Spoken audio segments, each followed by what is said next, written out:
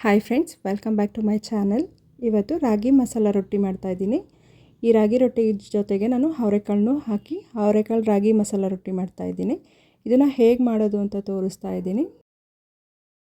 ರಾಗಿ ರೊಟ್ಟಿ ಮಾಡೋದಕ್ಕೆ ಫಸ್ಟು ರಾಗಿ ಹಿಟ್ಟು ತೊಗೋಬೇಕು. ನಾನಿಲ್ಲಿ ರಾಗಿ ಹಿಟ್ಟನ್ನ ಒಂದು ಬೌಲ್ ಅಂದರೆ ದೊಡ್ಡ ಬೌಲಲ್ಲಿ ಒಂದು ಬೌಲ್ ತೊಗೊಂಡಿದ್ದೀನಿ. ಅದನ್ನು ಒಂದು ಪಾತ್ರೆಗೆ ಹಾಕ್ಕೋತಾ ಇದ್ದೀನಿ. ಈಗ ರಾಗಿ ಹಿಟ್ಟನ್ನ ಈ ರೀತಿ ಸ್ಪ್ರೆಡ್ ಮಾಡ್ಕೊಂಡಾದಮೇಲೆ 1 ಸ್ಪೂನಷ್ಟು ಜೀರಿಗೆನ ಕೈಯಲ್ಲಿ ಹಾಕಿ ರಬ್ ಮಾಡಿ ಹಾಕ್ಕೋತಾ ಇದ್ದೀನಿ. ಫಸ್ಟು ರುಚಿಗೆ ತಕ್ಕಷ್ಟು ಉಪ್ಪು ಹಾಕ್ತಾಯಿದ್ದೀನಿ. ನಾನು ಇಷ್ಟು ರಾಗಿ ಹಿಟ್ಟಿಗೆ ಒಂದು 2 ಸ್ಪೂನಷ್ಟು ಅಂದರೆ 2 ಟೀ ಸ್ಪೂನಷ್ಟು ಉಪ್ಪು ಹಾಕ್ತಾಯಿದ್ದೀನಿ. ಸ್ಪೂನನ್ನು ನೋಡಿಕೊಂಡು ಹಾಕ್ಕೊಳ್ಳಿ. ನೀವು ರೆಗ್ಯುಲರಾಗಿ ಯಾವ ಸ್ಪೂನಲ್ಲಿ ಯೂಸ್ ಮಾಡ್ತೀರೋ ಅದ್ರ ಕ್ವಾಂಟಿಟಿ ಗೊತ್ತಿರುತ್ತೆ ಮತ್ತು ಸೈಜ್ ನೋಡಿಕೊಂಡು ಹಾಕ್ಕೋಬೇಕು.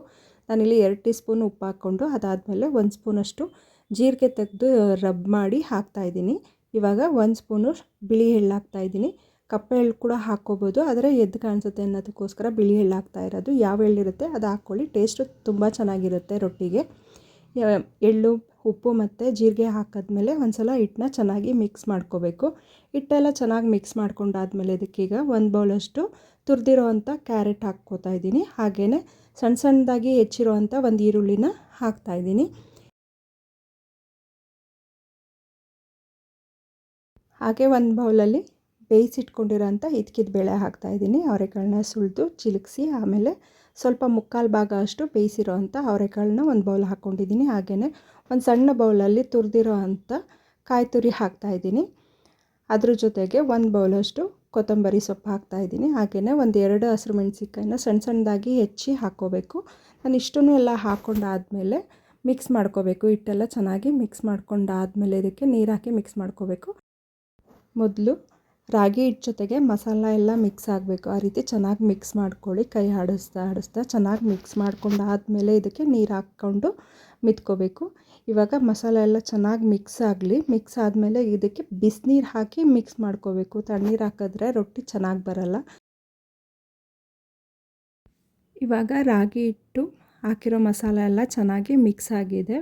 ಚೆನ್ನಾಗಿ ಮಿಕ್ಸ್ ಆದಮೇಲೆ ರಾಗಿ ಹಿಟ್ಟನ್ನ ಸ್ವಲ್ಪ ಸೈಡಿಗೆ ಈ ರೀತಿ ಮಾಡಿ, ನಾನು ತೋರಿಸ್ತಾ ಇದ್ದೀನಲ್ಲ ಆ ರೀತಿ ಮಾಡಿ ಹೋಲ್ ಥರ ಎಲ್ಲ ಮಾಡಿ ಅದಕ್ಕೆ ಬಿಸಿ ನೀರು ಹಾಕಬೇಕು.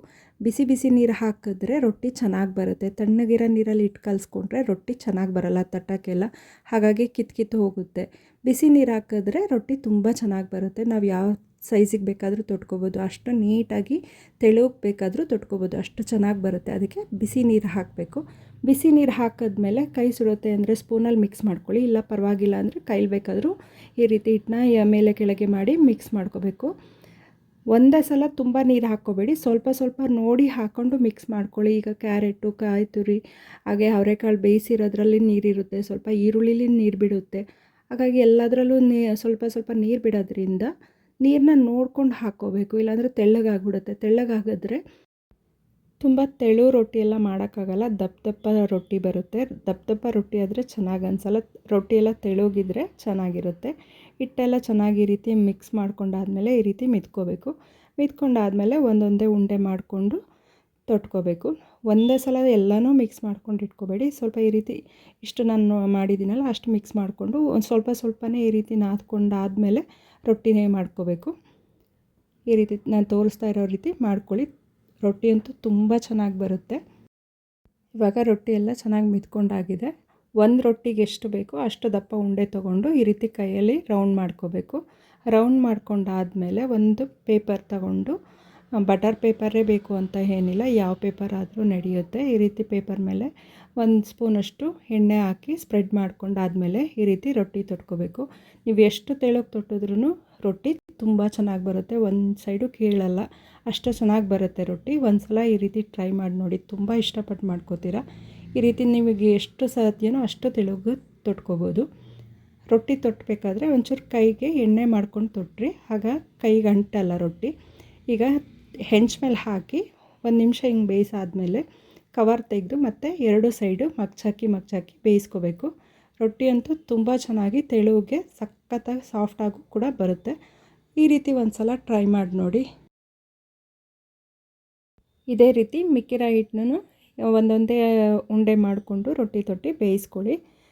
ತುಂಬ ಚೆನ್ನಾಗಿರುತ್ತೆ, ಬೇಗ ಕೂಡ ಮಾಡ್ಕೋಬೋದು, ಆರೋಗ್ಯಕ್ಕೂ ಕೂಡ ಒಳ್ಳೆಯದು.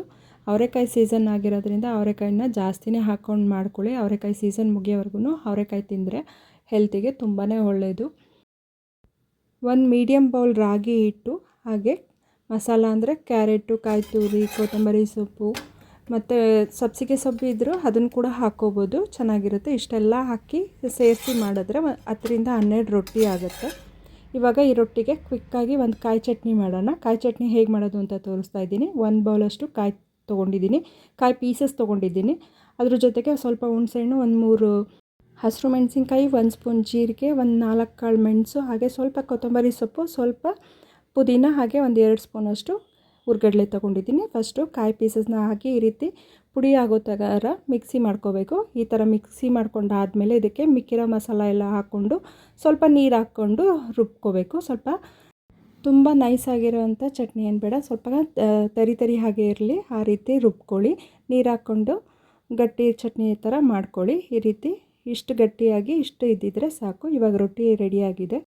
ಈ ರಾಗಿ ರೊಟ್ಟಿ ಜೊತೆಗೆ ಕಾಯಿ ಚಟ್ನಿ ಅಥವಾ ಇದ್ಕಿದ ಬೇಳೆ ಸಾಂಬಾರು ಅಥವಾ ಚಿಕನ್ ಮಟನ್ ಸಾಂಬಾರು ಕೂಡ ತುಂಬ ಚೆನ್ನಾಗಿರುತ್ತೆ. ಇವಾಗ ರೊಟ್ಟಿ ಮೇಲೆ 1 ಸ್ಪೂನಷ್ಟು ಚಟ್ನಿ ಹಾಕಿ ಅದಕ್ಕೆ 1 ಸ್ಪೂನ್ ತುಪ್ಪ ಹಾಕಿ ಹೀಗೆ ಮುರಿದು ತಿಂತಾಯಿದ್ರೆ ತುಂಬಾ ಚೆನ್ನಾಗಿರುತ್ತೆ ಟೇಸ್ಟು. ಒಂದು ಸಲ ಟ್ರೈ ಮಾಡಿ ನೋಡಿ, ತುಂಬ ಇಷ್ಟಪಟ್ಟು ಮಾಡ್ಕೋತೀರಾ. ಯಾರೆಲ್ಲ ಸಬ್ಸ್ಕ್ರೈಬ್ ಆಗದೆ ವೀಡಿಯೋಸ್ ನೋಡ್ತಿದ್ದೀರಾ, ಪ್ಲೀಸ್ ಸಬ್ಸ್ಕ್ರೈಬ್ ಆಗಿ, ಲೈಕ್ ಮಾಡಿ, ಶೇರ್ ಮಾಡಿ. ಆಲ್ರೆಡಿ ಸಬ್ಸ್ಕ್ರೈಬ್ ಆಗಿ ವಾಚ್ ಮಾಡ್ತಿರೋ ಎಲ್ರಿಗೂ thank you so much. Thank you.